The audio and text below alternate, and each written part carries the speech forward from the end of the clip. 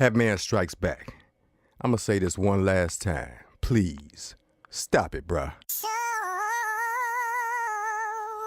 Yeah, this is your boy Complete. Shot down. This for the crib. I got my guys Quiet Storm and Arrogant. Yeah. Tiger, the beat banger on production. Feeling that. So turn your radios up. It's something you can feel, y'all. Come on. I speak with the spirit of Martin and Malcolm for brothers willing to ride no matter the outcome. And for all the single mothers, the haters and the lovers, the weakest and the toughest, brothers who bring the ruckus, and all of my guys who win the grind, who love the hood and hate it at the same time, man. All right, family. What's going on? This is Tiger X, and welcome to my channel, Tiger X Boxing. Man, I promised myself I would not do this again. I promised myself I wouldn't do it again, but I'm doing it again. In my second video, I made a response to you, and I said in that video that when I started my channel, I had no intention on being the response guy. And this is gonna be the last time I do this. This is the last time I'm responding to you. Or else I need to just change my channel to Tiger X the Responder. And I don't want to do that. After this video, I'm gonna find my own lane and do my own thing, but I just had to do it. You made 2 videos today about the Anthony Joshua, Deontay Wilder situation. And the first video I watched, and as usual, you did your best to try to come across as unbiased and even killed, even though you kept throwing low-key shots at Wilder, as usual. So as hard as you might try, it's impossible for you to hide your bias on this situation.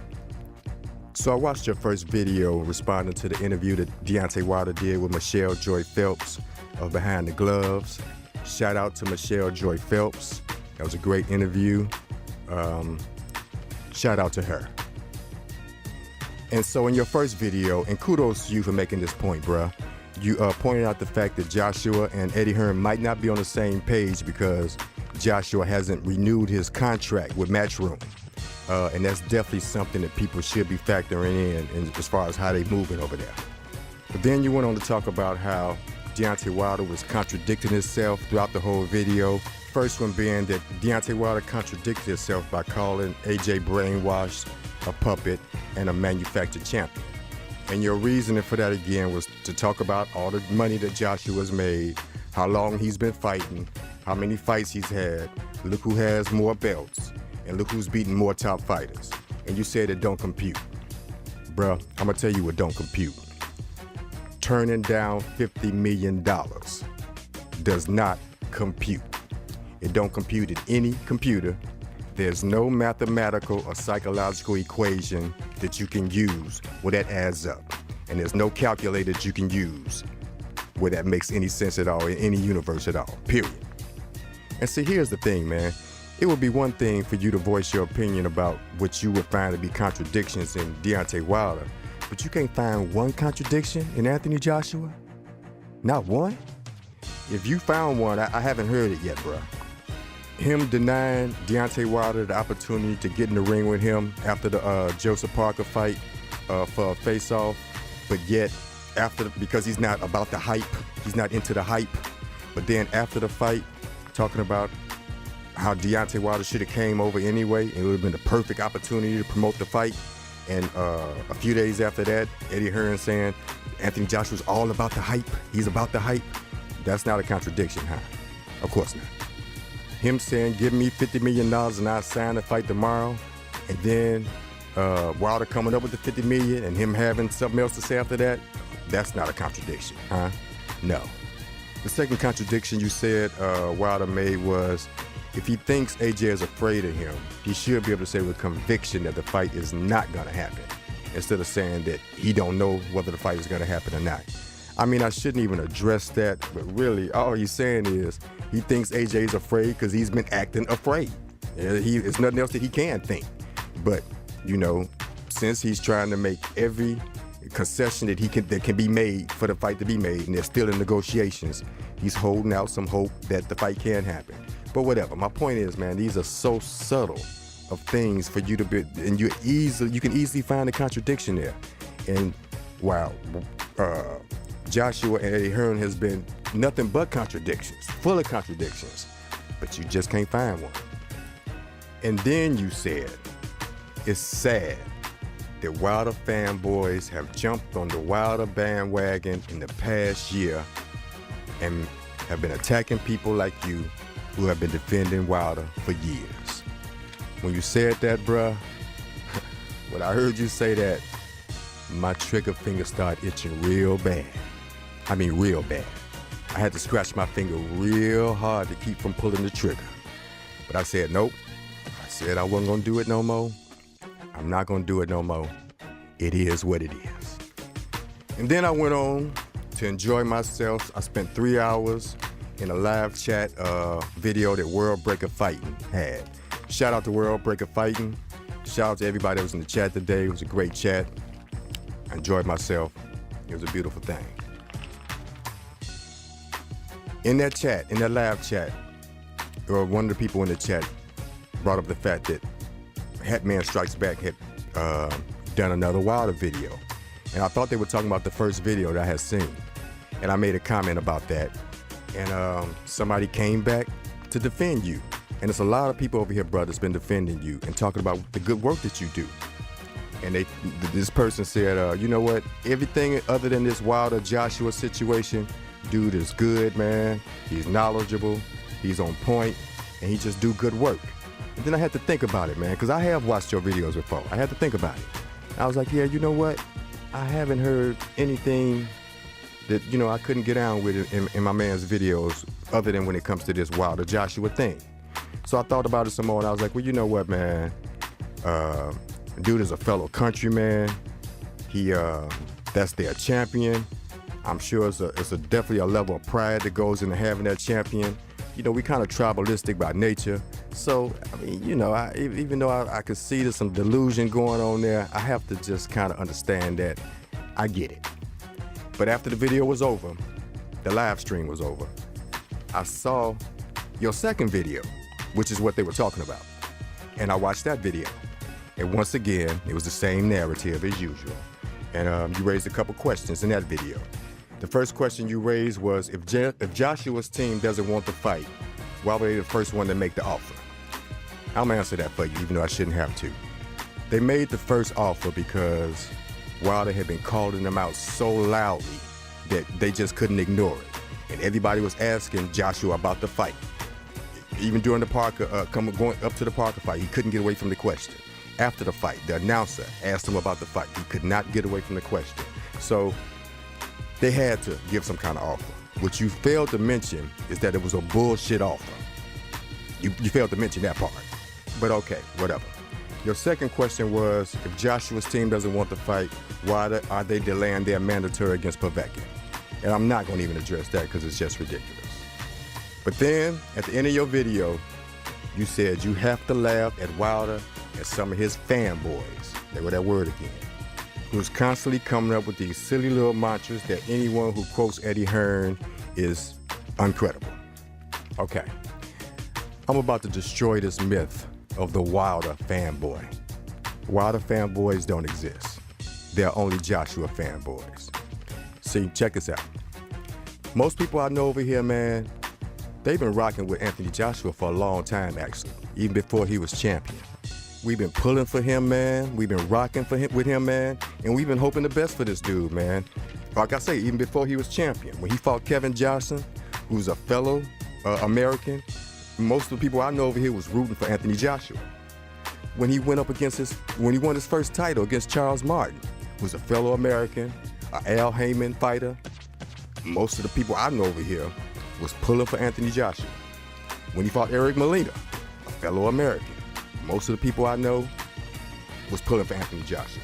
When he fought Dominic Brazil, most of the people I know over here was pulling for Anthony Joshua. And speaking for myself, I can tell you I was pulling for Anthony Joshua during all those fights.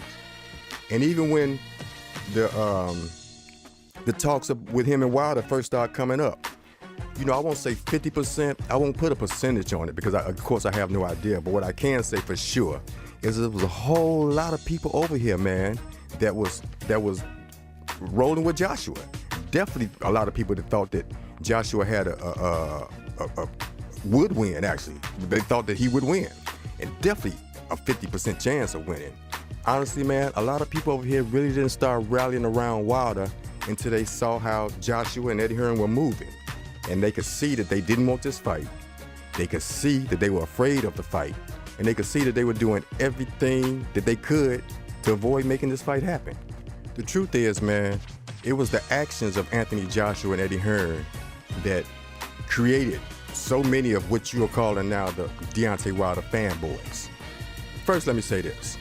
If everything was turned around and Anthony Joshua was moving the way Wilder was moving, and Wilder was moving the way Joshua was moving, I mean, if Anthony Joshua had been the one who was very vocal about calling out Deontay Wilder and really, really, really wanting that fight, and Anthony Joshua was scheduled to come over and call a fight of Deontay Wilder, and the network had told him that he could come in the ring afterwards and face off with Wilder.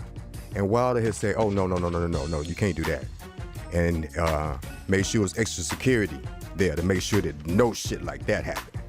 You guys would have crucified Wilder for that, and rightfully so. If Deontay Wilder had offered Anthony Joshua a bullshit offer of a flat fee, with this being the biggest heavyweight fight in recent history, you guys would have crucified Wilder for that, and rightfully so. If Wilder would have told Anthony Joshua, okay, give me $50 million and I'll sign for the fight tomorrow, and AJ came over with the $50 million, and then Wilder started talking about something else, y'all would have crucified Wilder for that, and rightfully so. The difference is between you guys and people on this side of the pond is, especially when those of you who say you want the fight, over here, we would not have let Wilder piss on our head and tell us it's raining. We would not have supported that fuckery. We wouldn't now. We wouldn't take bullshit and try to polish it up. We wouldn't take a crooked road and try to make it straight. We wouldn't take lies and try to twist it into the truth. I promise you, all of the people that's extra vocal about Wilder over here, that's extra passionate about him, that's supporting that brother and riding with him, if he had done that, man, we couldn't even support it, man. We'd be ashamed. Really. We couldn't roll with that. You guys are rolling with that. And those are fanboy moves. And in my personal opinion, man, you know, most of you guys are only fanboys and not real fans. Because if you were really fans of this dude, man, and you really cared about him, man, you would have urged him in the strongest ways possible to take that $50 million plus. I mean, if you cared about him, man, why would you not want him to secure his future and take the biggest purse ever to be made in heavyweight championship boxing history? And speaking of contradictions, man, you're quick to speak of the belts that he do have, but there's one more piece of hardware that's missing from his collection. The most prestigious championship there is, the WBC belt. And you want to talk about legacy.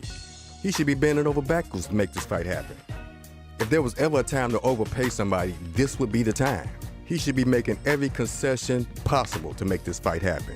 He should be the one trying to make this fight happen. This will secure his legacy and his place in history, and the UK's.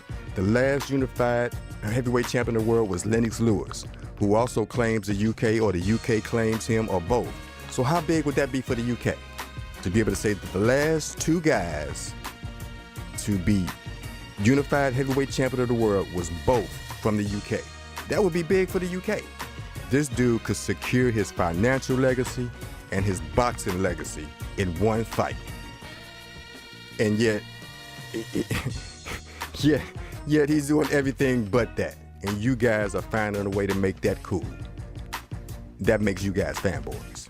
Because he could legitimately retire after this fight. Not just because he would, especially if he would have came to the United States and made the $50 million, not, or more plus, more probably closer to 100, but $50 million at least. Not only could he retire because of the financial part of it, he really could have said, I did it all. I unified, I beat everybody, because really after Wilder, who is it? He really legitimately could consider not having to fight again. He could have went on top and sailed into the sunset, and his legacy in boxing could never be disputed. So we shouldn't even be talking about what all Wilder needs to do to make this fight happen. Joshua should be doing everything in his possible to make this fight happen, but he's not. Look, man, I could do an hour-long video about this, but I'm not. There's no such thing as a Wilder fanboy. There are only Joshua fanboys, and I'm out. That's all I get.